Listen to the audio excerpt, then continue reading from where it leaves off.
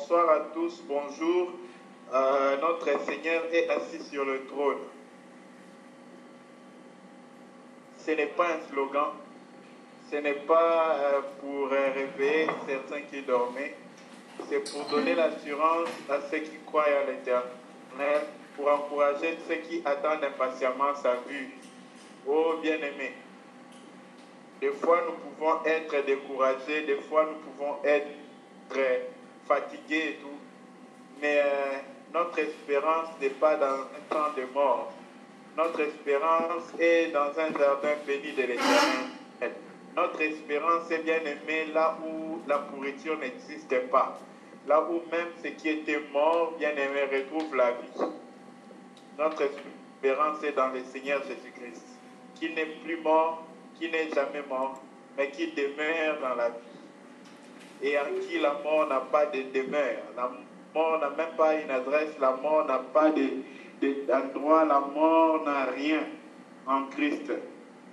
Il est béni pour l'éternité. Que son nom soit loué ce soir. Oui, bien-aimés, nous voulons parler du Saint, c'est Dieu et de sa souveraineté encore une fois ce soir. Notre Dieu est miraculeux, il est merveilleux et sa souveraineté déjà est un mystère. C'est une grandeur, c'est quelque chose d'extraordinaire. Dieu est souverain et dans toute sa souveraineté, Dieu, il établit les choses comme il veut. Il fait toutes choses comme lui-même il veut. Il a les derniers mots sur toutes choses.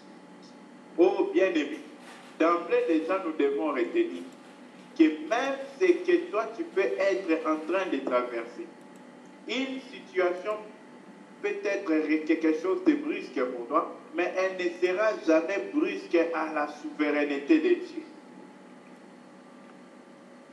Bien-aimé, quelque chose peut venir et te surprendre. Une réalité inattendue.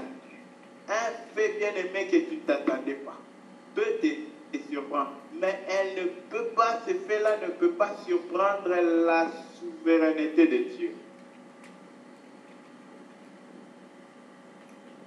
Quelque chose peut être très dur pour toi de porter, mais la dureté même, le maximum de la dureté de cette chose ne peut même pas être une chose dure pour l'Éternel.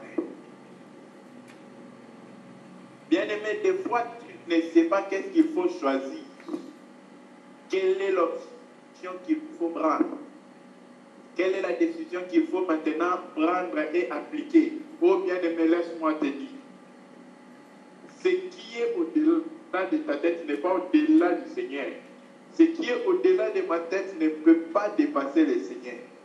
Souvenons-nous que lorsqu'il y avait les déluges, où tout ce qui existe sur la terre, même les oiseaux des cieux, bien-aimés, n'avaient pas de place. Pendant ces vrais déluges-là, Dieu était assis sur son trône et il riait. Ah, bien-aimés, c'est là, en pensant, est suffisant pour nous dire qui est ce Dieu. S'il y a quelqu'un qui pouvait être assis sur son trône et rire pendant le déluge, bien-aimés, voyons-le que ce n'est pas un homme, ce n'est pas un ami, ce n'est pas un garçon quelconque, c'est un mystérieux Dieu. Un Dieu terrible. Nous avons essayé d'expliquer hier sur la clé de David, expliquant que lorsque le Seigneur a fermé, nul ne peut ouvrir. Lorsque le Seigneur a ouvert, nul ne peut fermer. Bien-aimés, il nous est très, très important de comprendre la souveraineté de notre Dieu. Notre Dieu est souverain, mais sa souveraineté, bien-aimé, n'est pas quelque chose, bien-aimé, de dictatorial. N'est pas quelque chose pour nuire, n'est pas quelque chose bien aimé pour les disposer à faire du mal. Non, non, non. N'oublions pas que lorsque l'Éternel est fidèle, il reste amour, il reste juste, il est toujours et encore lent à la colère, riche en bonté. Il est riche en miséricorde, en compassion. Oh, bien-aimé, c'est celui-là qui est notre Dieu. Nous voulons aujourd'hui essayer d'insister sur ces points de la souveraineté de Dieu. Oh, bien-aimé, sans que nous puissions oublier que lorsque Joseph était en train de faire son parcours de la vie, lorsque Joseph était jeté dans la citerne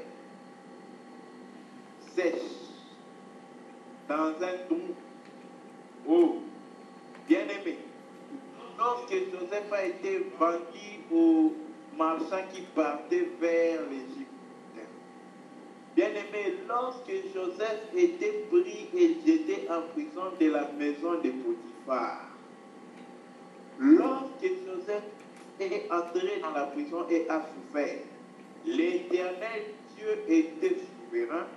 Le plan de l'Éternel dans la vie de Joseph, qu'il avait révélé à Joseph d'avance, dans le sens où il voyait, bien-aimé, la lune, le soleil et les étoiles se prosternaient devant lui.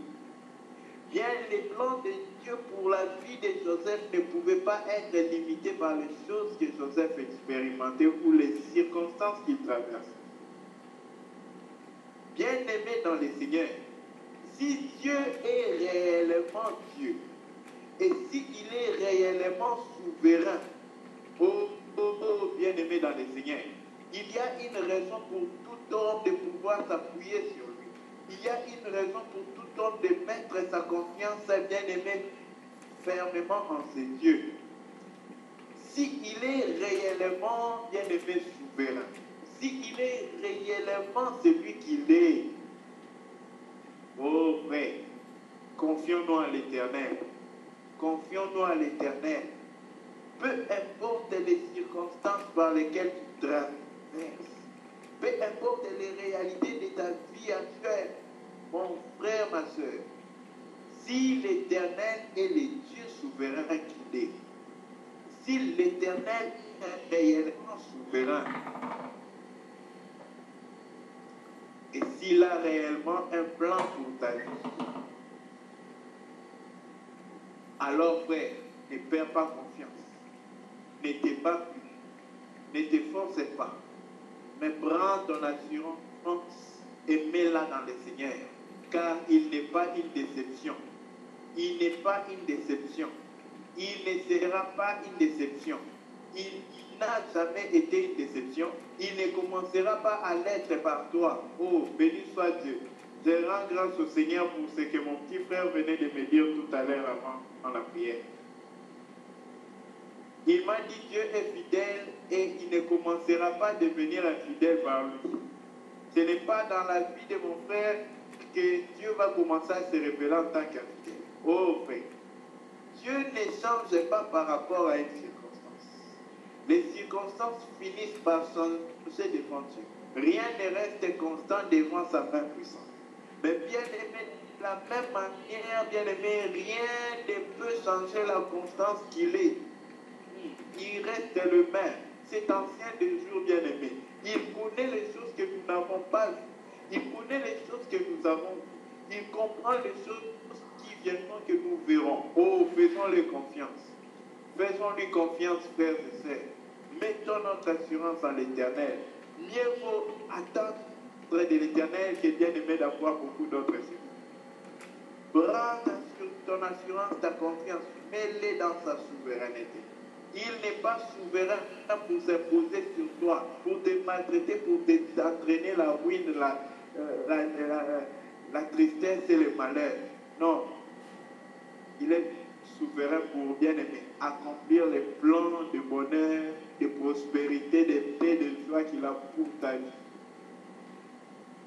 Voilà pourquoi il est assis sur le trône. Donc à chaque fois qu'on se souvient qu'il est assis sur le trône, oh, alléluia. Bien-aimé, si tu avais encore d'habitude, l'habitude de voir que quand on dit qu'il est assis sur son trône, tu voyais, c'est qui va décider mes problèmes, il va juger mes péchés. Frère, Dieu n'est pas assis sur le trône préoccupé par les péchés des hommes.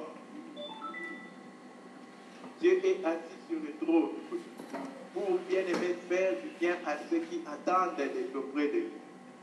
Il est assis sur le trône pour consoler le cœur affligé. Il est assis sur le trône pour redonner l'espoir à ceux qui ont perdu l'espoir. Il est assis sur le trône pour restaurer ce que ta vie a perdu. Oh, béni soit ce Dieu.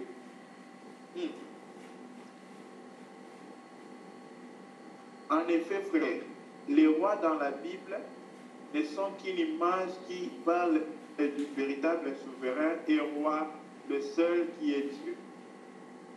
Voilà pourquoi aujourd'hui d'emblée, nous pouvons commencer avec ce passage. Prenons d'abord Jérémie 29, le verset 11. Passage que notre bien-aimé Frélin a aussi posté sur les murs pendant la journée. Que Dieu les bénisse. Jérémie 29, le verset 11. On peut lire du verset 11 jusqu'au verset 14.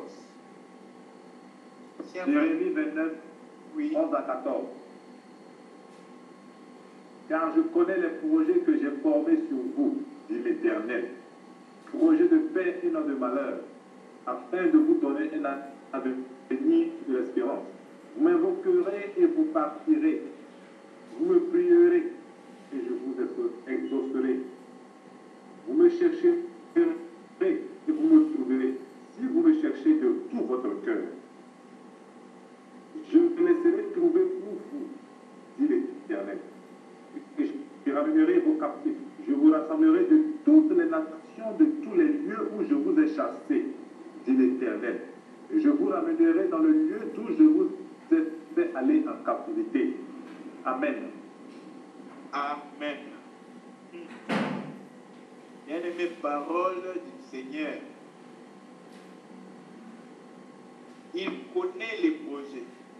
Il connaît. Ce n'est pas un projet que le Seigneur commence maintenant. Ce n'est pas un projet qu'il essaie de réaliser. C'est un projet prémédité. C'est un projet préétabli. C'est un projet préfait pour ta vie, pour la vie de quiconque espère en lui. Et quand un sage qui est digne de confiance te dit qu'il connaît, frère, il faut écouter ce qu'il connaît. Ce n'est pas de la blague qu'il est en train de raconter. Quand il dit qu'il connaît, c'est qu'il connaît réellement. C'est que le projet de bonheur pour ta vie, pour ma vie, mon frère, ma soeur, ce n'est pas une rubrique, une histoire, une formulation. C'est une réalité qui est devant Dieu et que l'Éternel veille à son accomplissement. Ah oui, bien aimé, pas l'Éternel essaye d'accomplir. Il veille jalousement à l'accomplissement du projet qu'il a formé sur ta vie. Bien-aimé, le problème là, ce n'est pas Dieu, le problème là, c'est ta foi. Car c'est ta foi qui pourra obtenir cette faveur auprès de Dieu.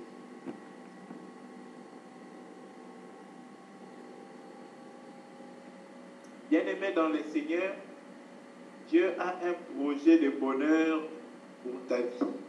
Dieu est souverain.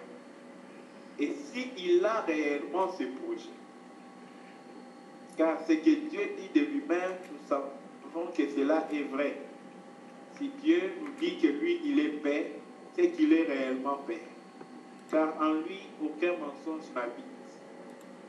Quand il dit bien aimé qu'il connaît les projets qu'il a fait, c'est qu'il ne nous blague pas. Il a réellement un projet pour ta vie, pour ma vie. Et il connaît ces projets-là. Ah, quand quelqu'un dit connaît, c'est qu'il est dans toutes les avenues de ces projets-là. L'Éternel voit et marche dans ces projets-là dans ta vie. Ah, comment ce projet a été établi pour la vie de Joseph?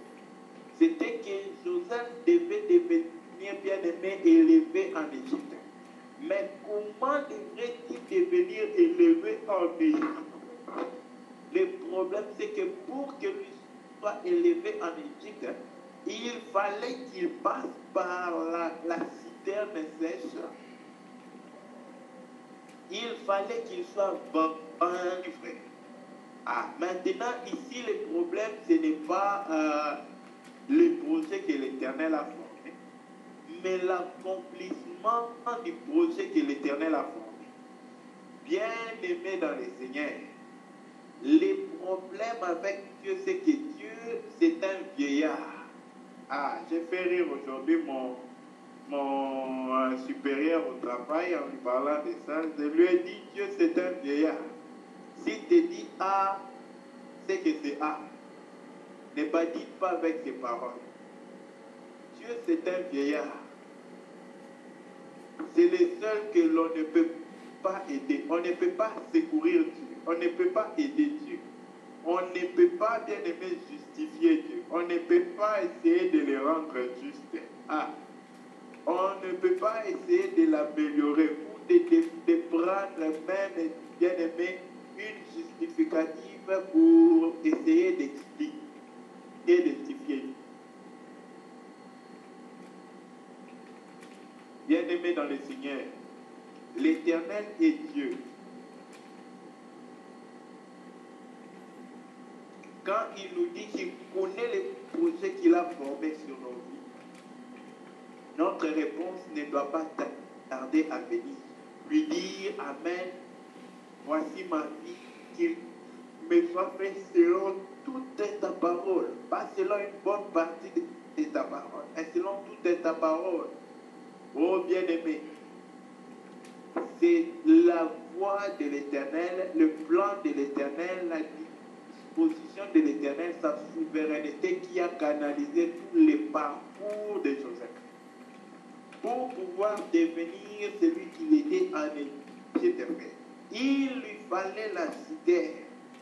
Il lui a fallu, frère, d'être vendu comme un esclave. Oh, ces grands hommes de Joseph. Il était autrefois esclave, vendu, frère. Pour la voix de l'Éternel pour pouvoir élever.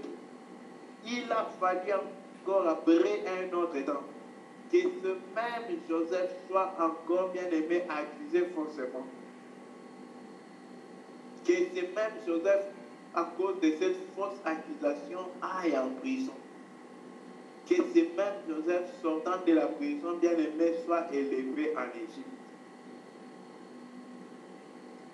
Pendant toutes ces étapes, la souveraineté de Dieu avait dormi en aucune circonstance. En effet, c'est Dieu qui gère la succession des circonstances. Aussitôt trempé dans la citerne, la caravane qui part vers les Ismaélites en Égypte, bien aimé, il est arrivé soudain que cette caravane passe. Il est arrivé soudain qu'il y avait des marchands. Il est arrivé soudain qu'il devait rentrer en Égypte. Il est bien aimé, c'est ça la préparation, l'organisation de ça dans l'accomplissement des projets qu'il s'est formé pour ta vie, pour ma vie.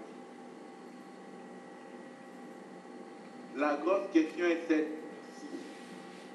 Dieu ne pouvait-il pas permettre que Joseph devienne grand, roi, chef, sans que Joseph, bien-aimé, puisse passer par toutes ces choses?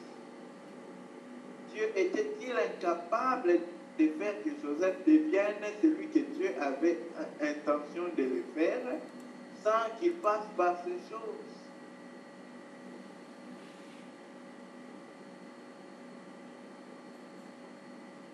On peut se poser la question. Est-ce que Dieu, il ne peut pas te donner ce que tu lui demandes là maintenant même et remplir, bien aimé, ta joie? Là, il demande afin que votre joie soit parfaite. N'est-il pas de son désir de donner ce que nous demandons pour que notre joie soit parfaite? la souveraineté de Dieu. Oh, bien-aimé dans sa souveraineté. Il planifie, il prépare, il dispose et qualifie, bien-aimé, tout ce qu'il faut pour notre vrai bonheur.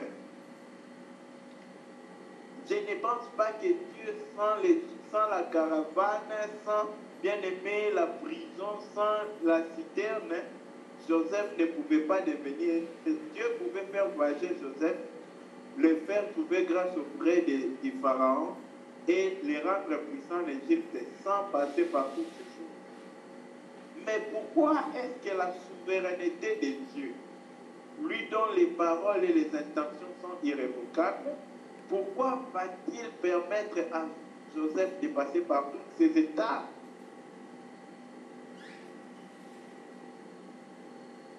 Bien-aimé, est-ce que Dieu n'est pas capable? N'était-il pas capable que Aman est bien-aimé dès qu'il avait mauvaise intention sur Mardochée, que Aman puisse périr et que Mardochée soit directement élevé?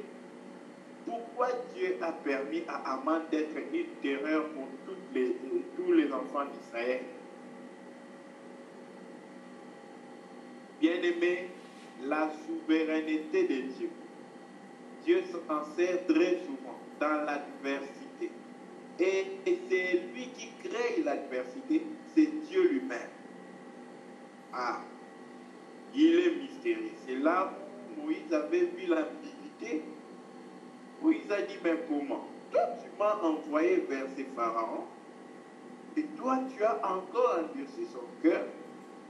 Tu m'envoies pour qu'il libère ton peuple, mais en même temps, tu endurcis. Frère, ce que Dieu fait est une folie aux yeux des hommes. Je ne sais pas si vous arrivez à comprendre. Pour moi, c'est une folie.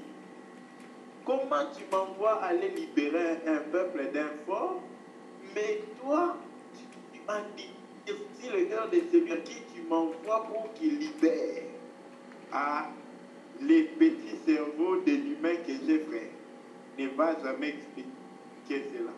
Si José se deviendrait, parce que ça ne peut pas trouver, it cannot fit, comme on dit en anglais. Donc ça ne peut pas cadrer avec la petitesse de mon cerveau. Ma compréhension ne peut pas saisir cela. Envoyer Moïse pour libérer Israël de la main des pharaons, et puis endurcir le cœur des pharaons pour refuser de libérer le peuple. Frère, quand on veut quelque chose, on dispose tout ce qu'il faut pour l'exécution de la chose. Mais Dieu, dans sa souveraineté, dans son génie divin, dans son intelligence suprême, infinie, frère, pour lui, il était agréable. Ah, il lui a été agréable, cela lui a plu de pouvoir endurcir le cœur des pharaons. Non, c'est Dieu merveilleux. Frère, il est merveilleux. Faisons attention, ce n'est pas un jeune homme. Ce n'est pas un jeune homme, c'est un vieillard, c'est Dieu. Et il connaît mieux que tout homme. Il voit mieux que tout homme. Voilà pourquoi le prélude, le samedi, si je me trompe, nous avions expliqué que Dieu, pour être souverain, doit connaître et voir en toutes choses. Il doit avoir la capacité, le pouvoir, la puissance sur toutes choses. Et aussi, il doit être libre de sa volonté. Si seulement Dieu peut agir parce qu'il est motivé par ce que moi j'ai fait, Dieu ne serait plus libre, Dieu ne serait plus souverain. Si Dieu, une seule chose arrivait que Dieu ne connaît pas, que Dieu ne comprend pas, bien aimé, Dieu ne serait plus souverain. Je ne dis pas deux choses. S'il y a une seule chose que Dieu ne connaît pas, sa souveraineté finirait cette chose. Bien aimé, cela est pour nous rassurer que Dieu connaît tous les détails de ta vie. Ah, heureux ceux qui connaissent, qui sont la prunelle de l'œil de l'Éternel. Même au moment des dangers, au moment où ils se sentent insécurisés. Bien aimé, la conception, la pensée, l'assurance d'être la prunelle de l'œil. Frère, la prunelle prunelle, c'est la partie de l'œil que même ton ami, tu ne les laisses pas toucher ta prunelle de l'œil. Même ceux qui sont mariés, si ta femme approche son doigt vers la prunelle de ton œil, tu vas réagir. Et bien aimé. Et quand Dieu voulait estimer à quel niveau lui il veille sur nous, il ne dit pas que nous sommes la peau de sa tête, il dit nous sommes la prunelle de son œil. Oh, les lieux qu'aucun homme ne permet que quelqu'un puisse toucher dans son corps. Mais nous sommes maintenant ces lieux-là dans Dieu lui-même. Dit de Dieu que Dieu ne permet pas que quelqu'un puisse toucher. Voilà ce que nous sommes. Ainsi, frères, nous ne sommes pas n'importe qui. Je ne dis pas cela pour activer l'orgueil dans certains. La preuve que tu es la prunelle de l'œil de l'Éternel, c'est que tu auras la condition normale de température et d'humilité qui est en Dieu. Tu ne pourras pas t'enorgueillir. Bien. Retenons que Dieu, c'est lui qui crée l'adversité. C'est Dieu qui crée. Je suis en train de chercher ces passages car c'est très important que nous puissions comprendre cela.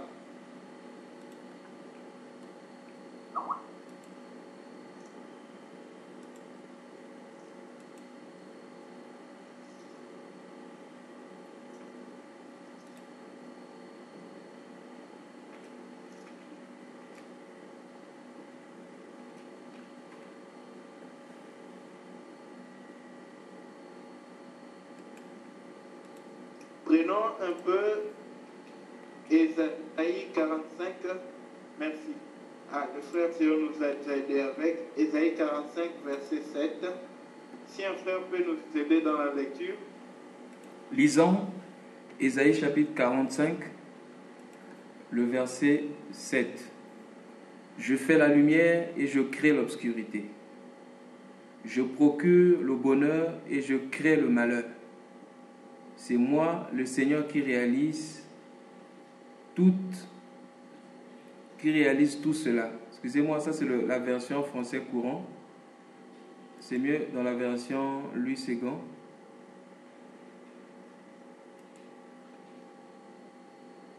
Oui, allez-y. Pendant que ça charge chez moi, si y a un frère qui est déjà à la page. Je peux Ésaïe 47, verset 7. Je forme la lumière et je crée les ténèbres.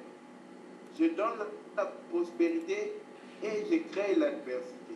Moi, l'Éternel, je fais toutes ces choses. Béni soit son Saint. Frère bien-aimé, ton problème que tu peux voir, Dieu n'est pas conscient de ton problème lorsque cela t'arrive.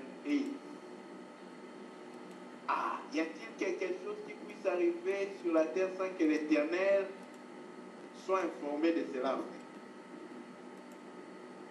Avant que ton adversité, ta difficulté, ta situation n'arrive, Dieu était. Dieu voyait. Toi, tu n'as pas vu le problème. Mais la sentinelle est là, veillant, et il a vu. Car cette sentinelle ne dort ni ne sommeille. Et a permis à cela d'entrer. Jusqu'à ce que c'est devenu une situation qui contribue à ta vie. C'est devenu un problème, une difficulté. Dieu était, il voyait, mais Dieu a une intention, un but derrière cela. Le problème maintenant, c'est que toi, tu te maries au but de Dieu dans ce qu'il dispose. Oh bien-aimé, Dieu aime l'adversité pour éclater sa puissance, pour éclater la gloire. Hier, en parlant d'Israël et de Pharaon, on a expliqué comment Dieu a permis que quand l'océan, la mer s'est ouverte, pas seulement les enfants d'Israël, mais même Pharaon est entré avec son arme.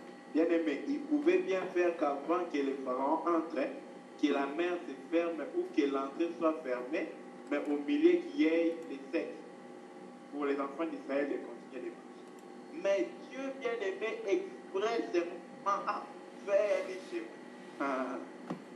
Voilà pourquoi ne t'inquiète pas souvent. Quand tu te dis que j'ai cherché l'Éternel et je sais qu'il va anéantir mes ennemis, et que tu vois ces ennemis pour continuer à courir, Dieu veut sûrement te montrer, leur donner une leçon. Ne te fatigue pas. Ne pense pas que Dieu n'est pas. Il est là, il voit. Bien aimé, la véritable foi consiste à savoir que ceci même que je traverse, Dieu est là et il voit. Dieu est là et il voit. Bien aimé, si nous savons qu'il voit et que nous savons qu'il nous aime, cela suffit, frère. Nous pouvons garder silence et tranquilliser nos cœurs. As-tu vu, ô Dieu, même si, ô Dieu, si ces deux assertions sont crochées, frère, continue le parcours. Continue le parcours. Car il a noté. Il a noté, frère. Dieu, il élève souverainement tout ce que lui seul bien-aimé humilie. Il a suffisamment humilié le Seigneur Jésus et il a souverainement élevé. Il a suffisamment bien-aimé dépouillé Job, il l'a souverainement comblé. Bien-aimé, il n'y a rien que l'Éternel puisse te dépouiller sans qu'il te comble de cela. Il a souverainement dépouillé Étienne. Touchons ça, frère. Ce qui serait beaucoup plus clair que les autres exemples. Il a dépouillé Étienne et il a comblé. Au point que même dans la mort, bien-aimé, à l'instant de sa mort, il pouvait ouvrir les yeux et étant sur la terre, il voyait le Fils de Dieu dans les cieux assis sur son trône. Oh frère, ceci est un grand miracle. La longueur d'onde de la vie de l'homme ne peut pas voir même quelque chose qui est sur les nuages dans les ciels physiques que nous voyons. Mais Étienne est parti plus loin que les ciels physiques pour voir dans les ciels spirituels le Fils de Dieu assis sur bien-aimé son trône. Oh frères et sœurs, Dieu comprend, conduit et gère la circonstance la plus compliquée. Dans cette circonstance, Dieu est souverain et Dieu voit. Bien-aimé, laisse sa souveraineté gérer cela. Notre difficulté, notre problème, c'est que nous essayons d'être le deuxième souverain. Dieu souverain, on dit à Dieu, ici tu ne comprends pas très bien les choses.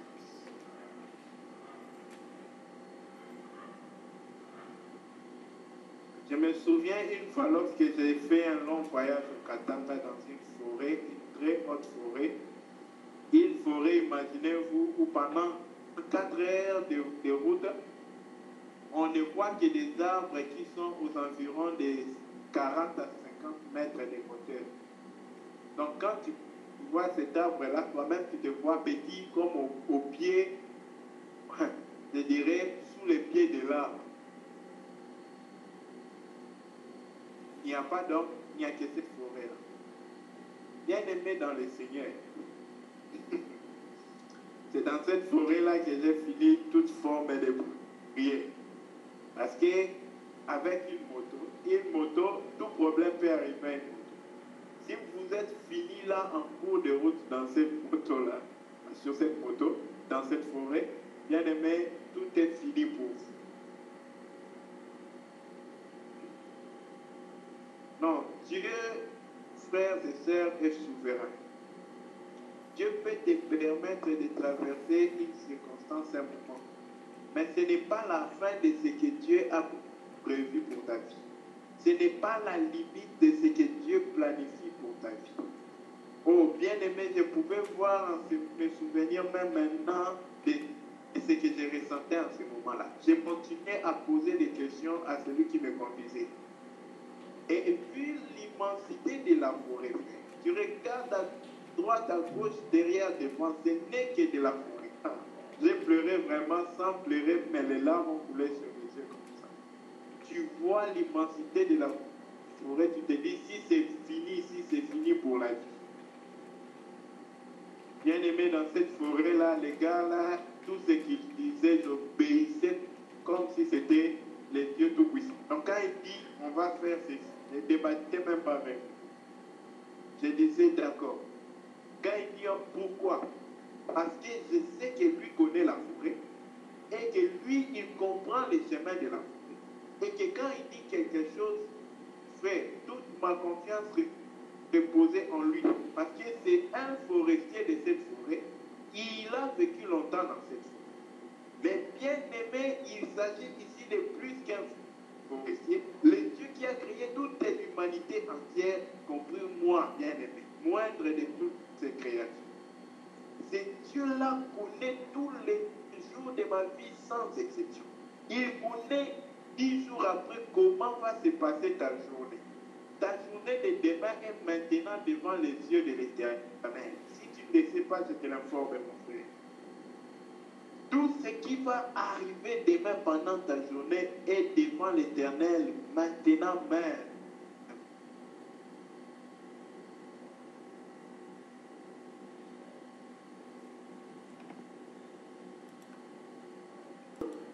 Dans sa puissance, frère,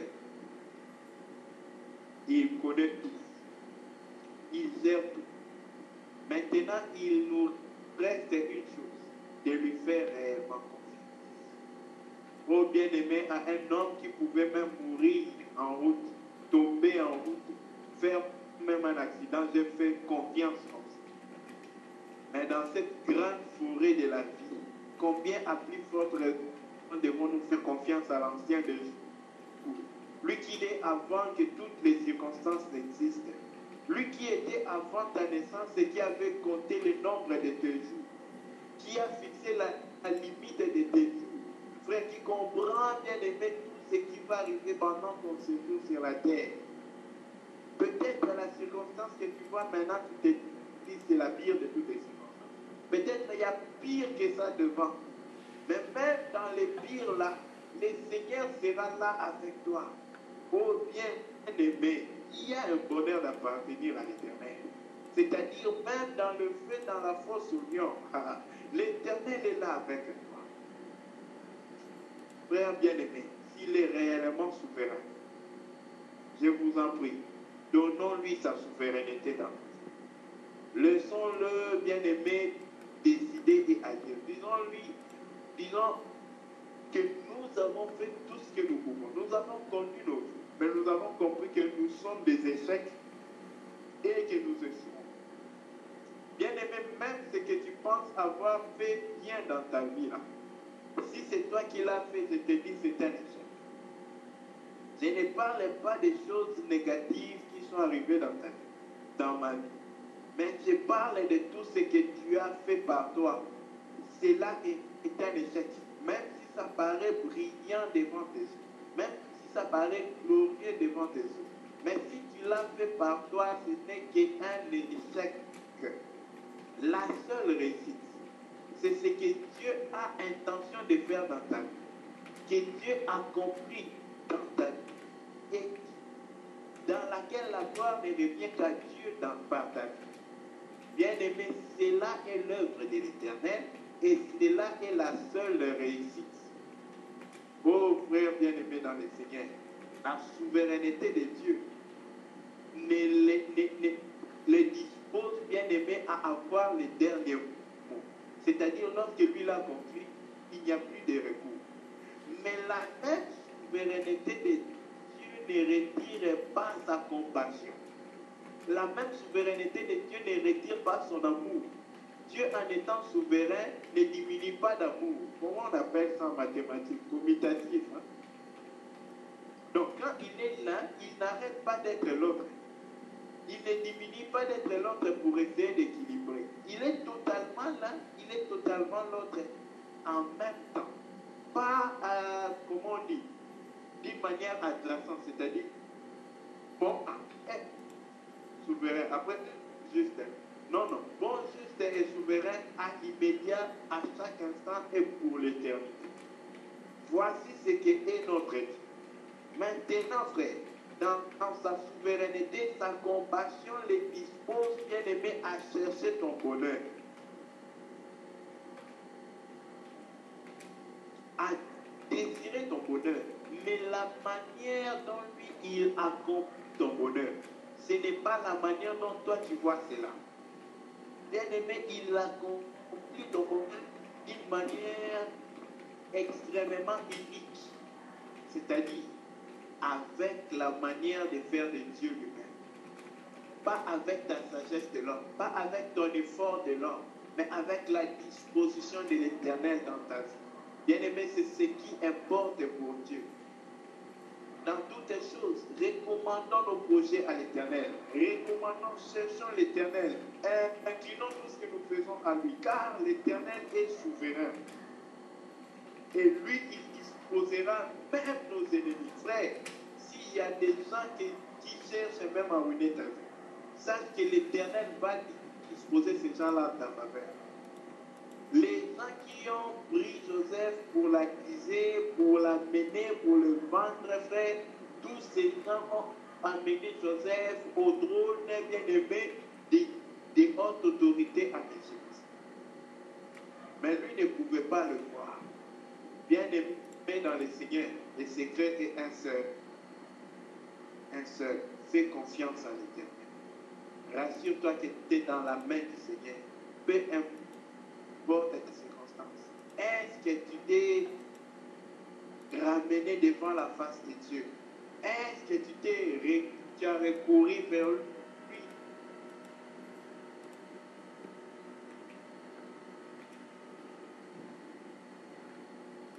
On va essayer de voir la souveraineté de Dieu par rapport à la mort de Jésus-Christ.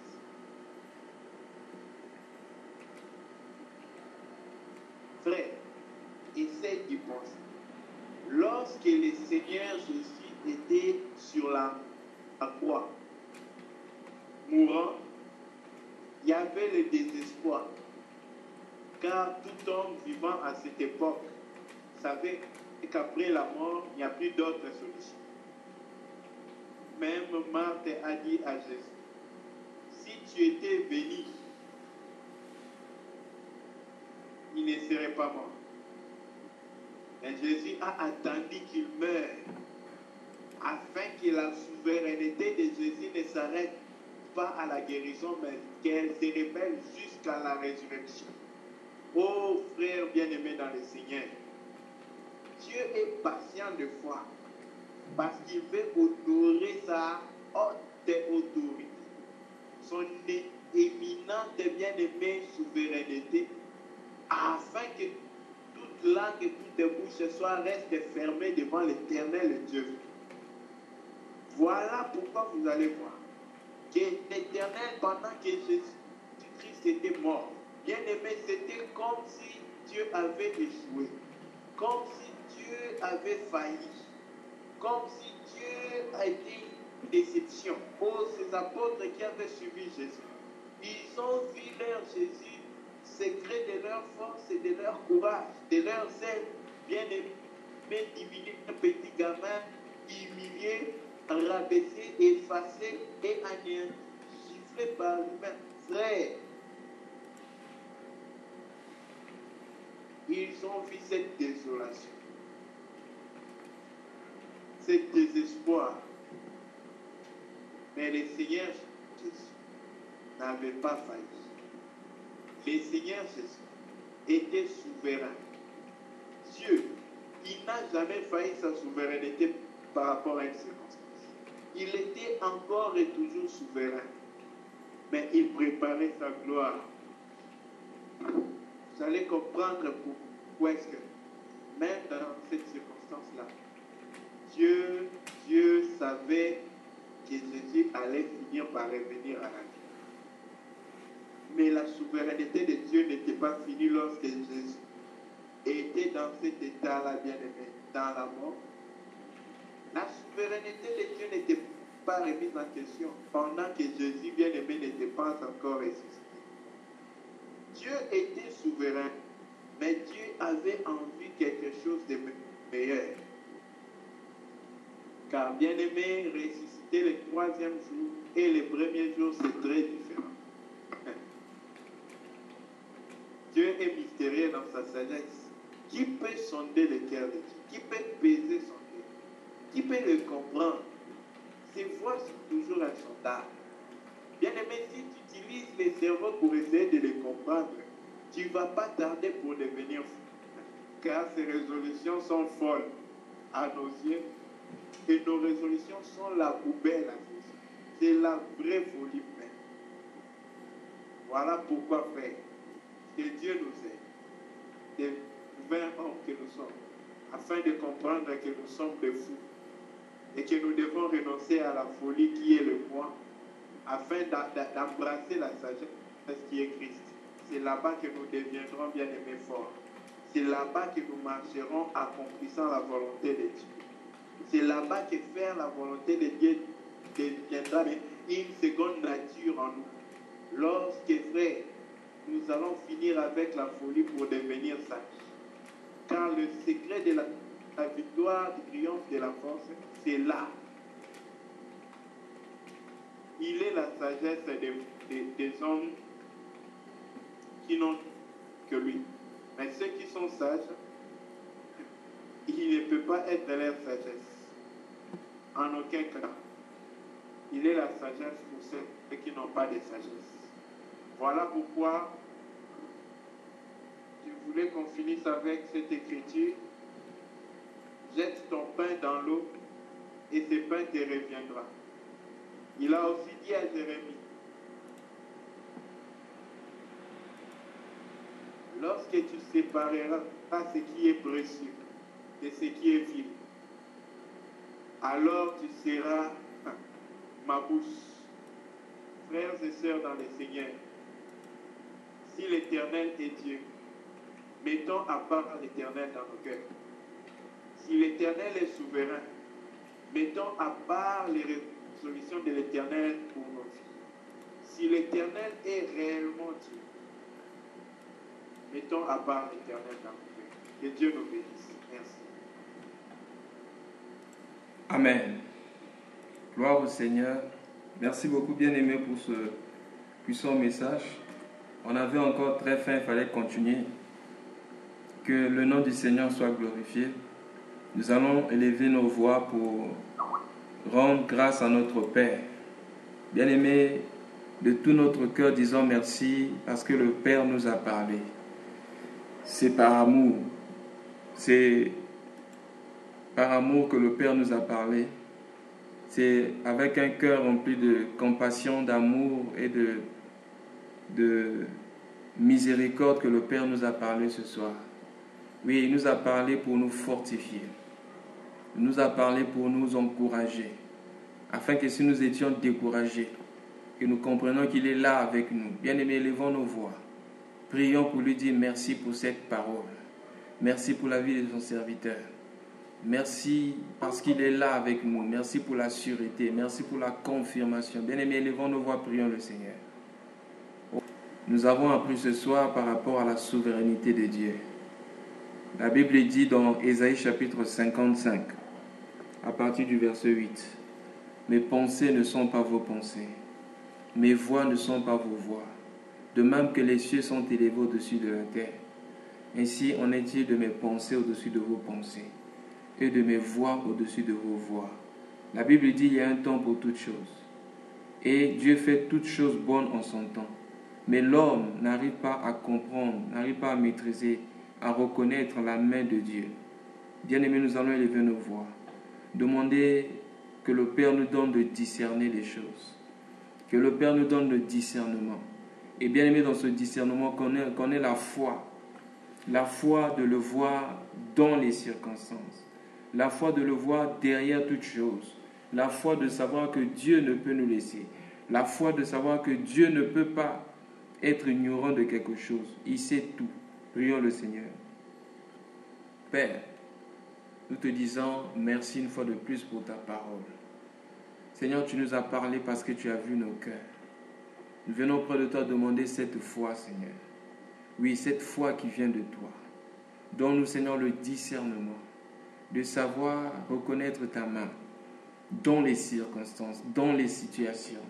Oh, David a dit, laissez Chiméi, que Chiméi m'insulte. C'est l'Éternel qui lui a permis de faire cela. Oh, David a encore dit que Salomon, c'est que son fils Absalom s'est levé contre lui parce que l'Éternel avait prévu cela. Il dit, laissez que Chiméi m'insulte. Peut-être que l'Éternel a choisi ce moyen pour me restaurer. Seigneur, apprends-nous à te voir partout. Apprends-nous à te voir dans les circonstances. Apprends-nous à te voir lorsque nous passons par les épreuves. Apprends-nous à reconnaître, Seigneur, ta présence, Seigneur, à nos côtés. Au nom de Jésus-Christ. Seigneur, nous voulons marcher par la foi et non par la vue. Nous voulons marcher par ce que tu dis et non par ce que nous pressentons. Nous voulons marcher, Père, par ce que toi tu dis et non par ce que nous voyons. Parce que, Père, la vue physique peut facilement tromper. Mais c'est ce que toi tu dis qui est oui et amen. Au nom de Jésus-Christ. Seigneur, merci. Merci, Seigneur, pour ce que tu fais dans notre vie. Merci pour ce que tu as accompli encore ce soir. Que ton nom soit exalté, Père. Au nom de Jésus-Christ. Nous allons encore élever nos voix. Nous allons prier avec notre bien-aimé frère. Bien-aimé, le premier step pour devenir sage, il faut reconnaître sa folie. Pour devenir sage selon Dieu, nous devons reconnaître que nous sommes fous selon le monde. Nous sommes fous par rapport à notre intelligence qui est limitée. C'est ainsi que nous allons rentrer dans la sagesse de Dieu. Nous allons prier avec le frère Frélin. Il va demander à ce que le Seigneur nous rappelle toujours ces choses. Qu'on comprenne que nous sommes fous. Qu'on comprenne que c'est en notre propre intelligence. Nous ne pourrons jamais arriver à quelque chose. Mais ce n'est que par la sagesse de Dieu que nous pouvons l'obtenir. Et demander également la sagesse auprès de Dieu, comme Salomon l'avait demandé. Nous prions avec le frère Frélin. Oui, Seigneur, tu es merveilleux. Merci pour ta parole. Merci, Seigneur. Oh, nos cœurs sont dans la joie. Merci, Seigneur, de nous aider à comprendre ta parole. Oui, Seigneur, tu as dit, tu ramènes à l'homme sa pensée. Seigneur, ramène-nous tout le temps de comprendre que nous sommes des enfants et que nous avons besoin d'un Père. Seigneur, ramène-nous que nous sommes faibles et nous avons besoin d'un support. Seigneur, ramène-nous tout le temps à comprendre que nous avons besoin de toi. Que seuls nous ne pouvons rien faire, que même par notre plus force, même par notre force, même par notre intelligence, même par notre connaissance, Seigneur, la plus avancée, que nous sommes incapables. Seigneur, dans le monde, les gens ont cherché à aller de l'avant, à chercher à dépasser, à dépasser les limites, pour chercher à comprendre les mystères cachés. Mais malgré ça, Seigneur, ils n'arrivent pas. Ils ont cherché à créer, Seigneur, des produits, créer des médicaments pour détruire, pour guérir les maladies. Mais malgré ça, d'autres maladies encore naissent. Seigneur, tout cela, tu nous fais comprendre que tu es l'unique et véritable. Seigneur, merci de faire comprendre à tes enfants que sans toi, nous ne pouvons rien. Aide-nous, Seigneur, à comprendre cela. Donne-nous, Seigneur, cette sagesse. Oh, Seigneur, loin de nous, Seigneur, la folie de ce monde, mais donne-nous la sagesse qui est liée à ta parole. Soutiens-nous, Seigneur, à travers le monde, afin que nous comprenions que tu es unique et véritable, que seul toi tu es capable de nous soutenir, de nous aider. Merci, Seigneur, pour ces moments. Merci que ton esprit nous soutienne, nous conduise dans toute la vérité. Seigneur, rappelle-nous toujours que tout ce que nous disons est mensonge, seul toi tu es vérité. Oui, Seigneur, tout ce que nous faisons par notre propre force nous conduit à l'échec. Seule ta volonté, c'est de nous conduire à la réussite.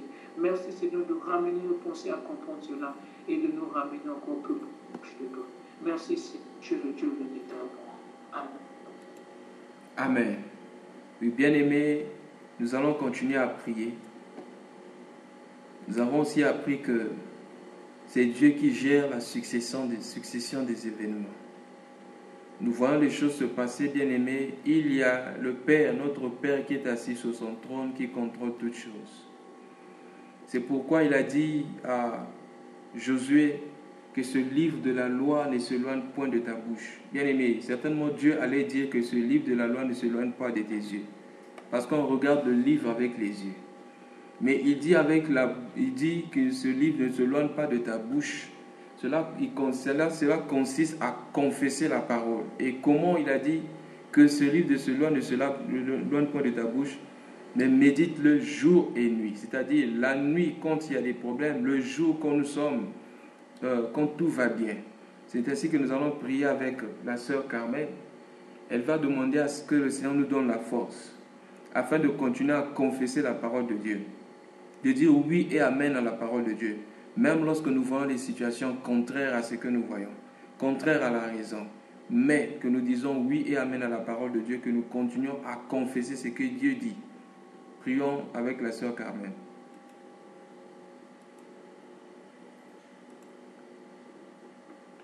Dieu 365 d'amour, Dieu de bonté, d'où la vie encore possible que tu as fait, Seigneur.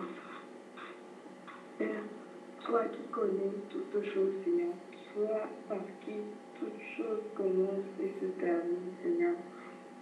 Nous te demandons de nous aider à garder toujours foi en toi, à toujours croire en toi, Seigneur, malgré les difficultés, malgré les moments difficiles de la vie auxquels nous pouvons faire face, Seigneur, que nous acceptons toujours et que nous adhérons toujours à ce que toi tu as prévu, Seigneur. Père, aide-nous afin que jamais nous détournons point de toi, Seigneur, ou que nous n'acceptons pas, Seigneur, ce que toi tu as prévu dans notre vie, Seigneur. Que nous disons oui toujours à ce que tu permets qu'il soit, Seigneur. Que nous disons oui toujours, même quand nous fléchissons, Seigneur, car toi, tu sais pourquoi nous passons par ces moments. Tout a un sens, Seigneur, chez toi, mais nous ne le voyons point comme ça parce que nos désirs sont toujours contraires à ce que toi tu as prévu pour nous, ce que toi tu connais être mieux pour nous et bien pour notre vie, Seigneur. Dans le nom puissant de ton Fils Jésus-Christ, nous avons prié. Amen. Amen. Oui, bien-aimés dans le Seigneur, ce soir nous avons aussi appris que tout ce que nous faisons par nous-mêmes est un échec. La réussite, c'est lorsque nous fonctionnons avec Dieu. C'est ainsi que Psaume chapitre 127, verset 1, la Bible dit « Si l'Éternel nous bâtit la maison, ceux qui travaillent, travaillent en vain. » Et lorsque nous lisons dans Proverbes chapitre 3, du verset 5 au verset 6, la Bible dit « Confie-toi en l'Éternel de tout ton cœur et ne t'appuie pas sur ton intelligence. Reconnais-le dans toutes tes voies et il rendra tes sentiers droits. » Nous allons prier avec le frère Gauthier. Il va demander au Père de nous donner de ne pas mettre notre confiance en nous-mêmes, de ne pas mettre notre confiance en nous-mêmes, de ne pas faire par nous-mêmes, mais que nous faisons tout par lui. C'est ainsi qu'il nous donne l'oreille afin d'écouter pour savoir ce que lui veut que nous fassions. Nous prions avec le frère Gauthier.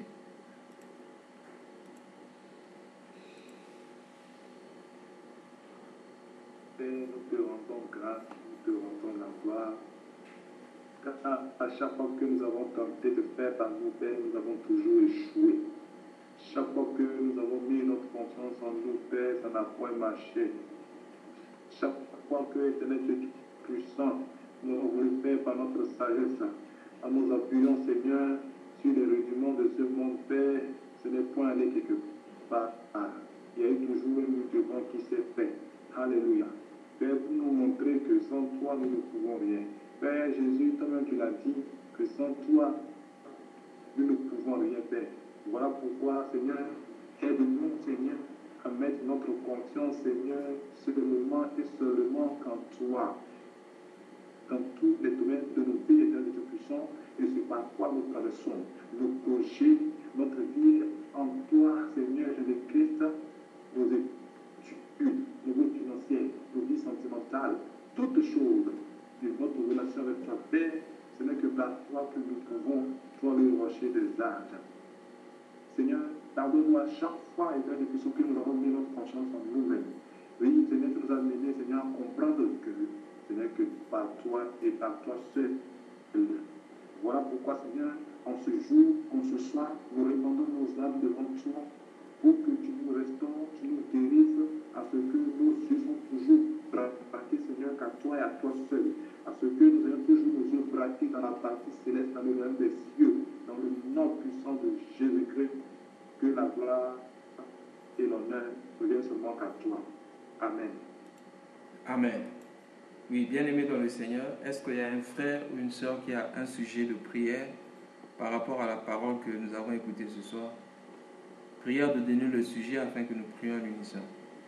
J'ai un sujet. J'aimerais qu'on prie pour un frère. Il est avec moi actuellement. Je veux le rendre visite. Et nous allons donc passer aux ajouts. S'il y a un frère ou une sœur qui a un ajout à donner, n'hésitez pas de nous édifier. Donc c'est le moment des ajouts. La parole est donnée à tout le monde. Merci. Shalom bien-aimé dans le Seigneur. Shalom bien-aimé dans le Seigneur. Je voulais donner un passage. Le bien-aimé Paul a parlé de ça en passant. Je voulais insister bien-aimé sur ce passage. Dans l'histoire de Lazare, pour parler de la souveraineté de Dieu et de la façon de Dieu de faire les choses, qui diffère bel et bien de notre façon de faire les choses. L'histoire de Lazare dans Jean chapitre 11, c'est tout le chapitre. Voilà qu'on n'allons pas mettre les versets, nous allons prendre juste quelques versets.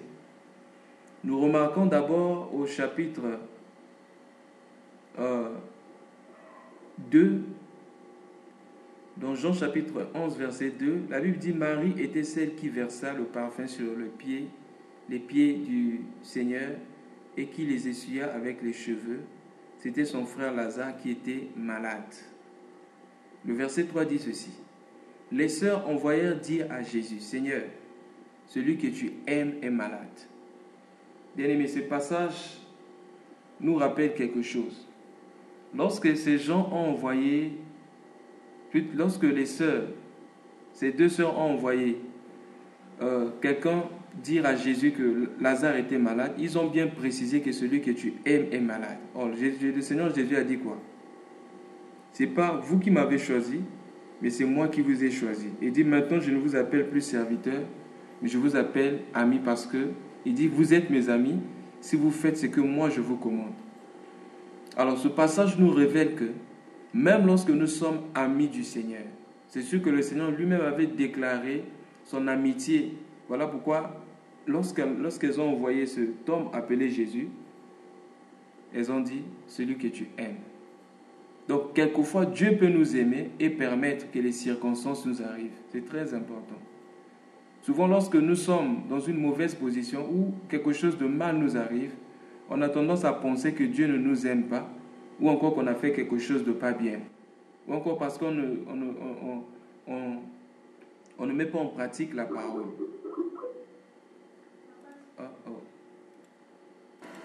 Nous allons continuer pendant que les frères se connectent. Allô? Oui, allô? Vous m'entendez? Ça passe?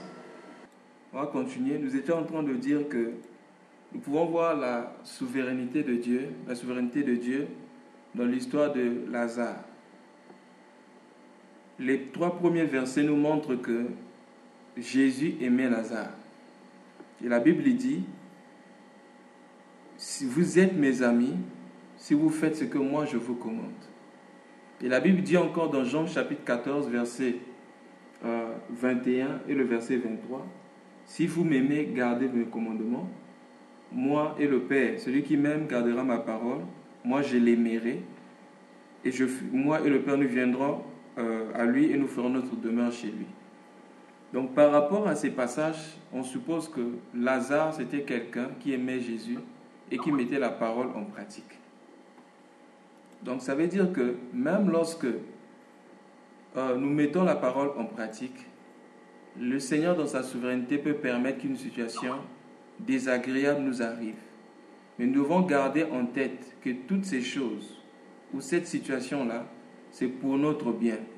Peut-être que nous ne comprenons pas encore pour le moment, mais un jour viendra où nous allons comprendre le plan de Dieu dans cette situation-là. Je bénis le Seigneur pour un des messages du frère Gauthier, une fois il nous exhortait, sur la vie de le papa de Jean-Baptiste, comment on l'appelait, Zacharie et Élisabeth. La Bible dit que Zacharie et Élisabeth craignaient l'Éternel, mais Élisabeth était stérile. Donc, malgré qu'elle craignait l'Éternel, Dieu l'avait rendue stérile. Bien-aimé dans le Seigneur, c'est la souveraineté de Dieu. Dieu sait ce qu'il fait et nous ne pouvons pas lui demander que fais-tu. Maintenant, remarquez, écoutez la réponse de Jésus. À cette nouvelle, Jésus dit, cette maladie n'aboutira pas à la mort, mais elle servira à la gloire de Dieu, afin qu'à travers elle, la gloire du Fils de Dieu soit révélée. C'est le Seigneur qui disait que cette maladie n'est pas à la mort. Maintenant, regardez le verset 11. Après ces paroles, il leur dit, notre ami Lazare, dans d'autres versions, dit, version, je crois, Luc 90, Luc je crois 1910, on dit, notre ami Lazare s'est endormi, mais je vais le réveiller. Il n'avait pas compris, la Bible dit, mais si il n'avait pas compris, les disciples lui disent, Seigneur, s'il s'est endormi, il sera guéri. Verset 13. En fait, Jésus avait parlé de la mort de Lazare, mais il crut qu'il parlait de l'assouplissement du sommeil. Alors Jésus dit au verset 14 ouvertement, Lazare est mort. Comment le Seigneur Jésus avait su que Lazare était mort alors qu'il n'était pas au même endroit? C'est ça la souveraineté de Dieu. Dans la souveraineté de Dieu, nous avons appris ce soir que dans sa souveraineté, Dieu contrôle chaque circonstance, il contrôle chaque progression, chaque succession des événements. Quand Lazare était tombé malade, Jésus savait. On est venu appeler Jésus, il savait. Et pendant que Lazare est mort, comment il a su? Parce qu'il est Dieu. Même si Lazare était dans une autre ville, Jésus savait ce qui se passait dans l'autre ville. C'est pour dire, bien-aimé, Dieu n'est pas loin de nous. On ne peut pas penser que le Seigneur est loin de nous. Non, il est là à côté de nous. Et encore dans cette dispensation, par le Saint-Esprit, il vit en nous. Il connaît, bien-aimé, par quoi nous passons. Voilà pourquoi, dans la souveraineté de Dieu, nous ne devons jamais oublier que l'Éternel sait par quoi nous sommes en train de passer. La Bible dit que pendant qu'ils étaient en train de ramer, le vent avait fait face aux disciples pendant qu'ils étaient sur la mer. Mais le Seigneur Jésus était resté sur la montagne en train de prier. Et lorsqu'il leva les yeux, il vit que les apôtres avaient du mal à ramer. Il marcha sur les eaux, il est venu vers les disciples. Et c'est là qu'il va menacer la tempête. Bien-aimés, même lorsque nous pensons que le Seigneur est loin, nous sommes au milieu de la mer en train de ramer. Bien-aimés, nous ne devons jamais oublier que le Seigneur est toujours là avec nous. C'est lui qui avait dit que cette maladie ne va pas amener à la mort, mais c'est lui encore qui dit que Lazare est mort. Bien aimé, quelquefois on peut avoir comme l'impression qu'il y a une confusion, on peut avoir comme l'impression qu'il y a un paradoxe dans ce que Dieu dit. Dieu a dit quelque chose autre, mais je suis en train de vivre autre chose, un peu comme la vie de Joseph. Dieu lui avait montré le trône, Dieu lui avait montré l'élévation. Mais il avait comme l'impression de vivre le contraire de ce que Dieu lui avait montré. Les voies de Dieu ne sont pas nos voies. Joseph pensait peut-être qu'il allait faire un concours de management ou un concours de la royauté pour monter sur le trône. Lui voyait ce petit village, là où habitait son père Jacob. Mais Dieu était en train de voir la première puissance mondiale qui était l'Égypte en ce temps-là. Mais pour monter bien aimé sur le trône, il fallait qu'il passe par non seulement la haine. C'est Dieu qui avait créé la haine dans le cœur de ses frères. C'est Dieu qui a permis que ces Ismaélites passent par là pour qu'on vende Joseph. C'est Dieu qui a permis que Joseph aille dans la maison de Potiphar. C'est même encore Dieu qui avait mis ces désirs impudiques dans le cœur de la femme de Potiphar. Et c'est Dieu qui avait permis ça, afin que Joseph aille en prison. Car en prison, Dieu avait déjà réservé les chansons. Je vais encore aller plus loin. C'est Dieu qui avait permis que les chansons et le panetier aillent en prison, parce que c'était un rendez-vous divin. C'est là-bas que les chansons devaient croiser Joseph, afin qu'un jour Joseph monte sur le trône. Bien-aimés, quand nous passons par des situations difficiles, n'oublions jamais que Dieu est toujours là à nos côtés. Dieu est toujours là à nos côtés. Le soleil disparaît le soir. Ce n'est pas que le soleil n'est pas là. Le soleil est toujours là, mais le soleil disparaît pour un moment. La lune disparaît, bien aimé, pour un moment. Ce n'est pas que la lune n'est pas là, mais la lune va apparaître lorsqu'il fera soir. Les étoiles disparaissent pour un moment. Ce n'est pas que les étoiles sont parties. Les étoiles sont toujours là. Mais c'est à cause de la lumière du soleil qu'on ne peut pas voir les étoiles. Lorsque la nuit viendra, le soleil apparaît. Les étoiles vont éclairer et nous pourrons voir les étoiles. Gardons notre foi. Ne pensons jamais que Dieu s'est éloigné. Dieu est toujours là avec nous. Un peu plus loin, lorsque Jésus arrive dans la maison de... lorsque Jésus arrive dans la ville, Marthe dit, si Seigneur, si tu étais là, les choses seraient autrement. Mais maintenant même, je sais que tout ce que tu demanderas à Dieu, Dieu te l'accordera. Le Seigneur dit que ton frère vivra, ton frère ressuscitera. Lorsqu'elle a entendu ça, Marie a projeté cette résurrection au dernier jour. Mais Jésus a dit non, la résurrection, ce n'est pas un événement, mais la résurrection, c'est un homme. Il dit, je suis la résurrection et la vie. Bien-aimés, gardons ça en tête. Dans la souveraineté de Dieu, la résurrection n'est pas un événement, mais la résurrection, c'est un homme. C'est lui qui apporte la résurrection. Et comme c'est lui qui est la résurrection, quand il est là dans notre vie, à n'importe quel moment, bien-aimé, dans n'importe quelle situation, nous pouvons connaître la résurrection. Gardons ça en tête. Un peu plus devant, alors qu'il dit que Lazare va ressusciter, quand il arrive devant la tombe de Lazare, quand il a demandé, il a fait combien de jours? On dit 4 jours. Jésus pleura. Le verset le plus court de la Bible, Jean 11, 35, Jésus pleura. Certainement en pleurant, Marthe ou Marie devait être découragée. Parce que si le Seigneur pleure, ça veut dire que rien de bon ne va arriver. Mais le Seigneur a pleuré pour manifester sa compassion avec eux. Et pourquoi le Seigneur avait pleuré, bien-aimé?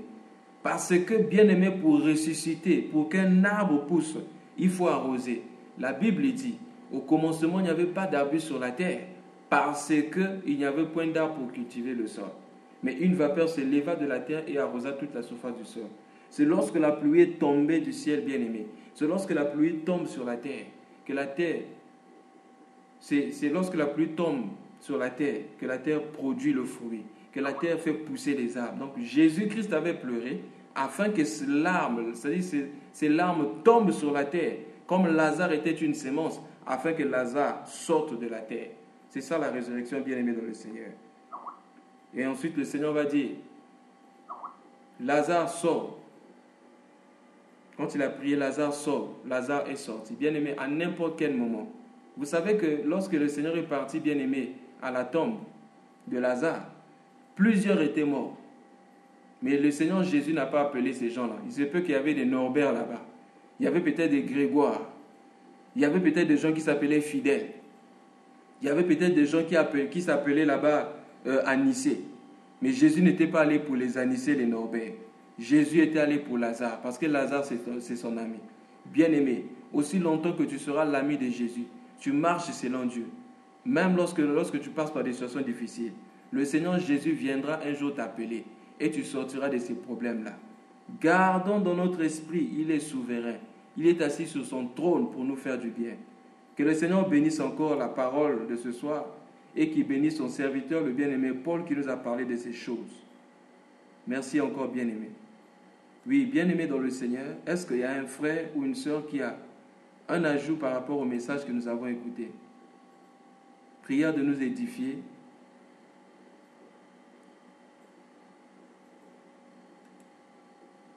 Nous allons donc passer aux questions. Si un frère ou une sœur a une question, prière de la poser pour notre édification. Merci.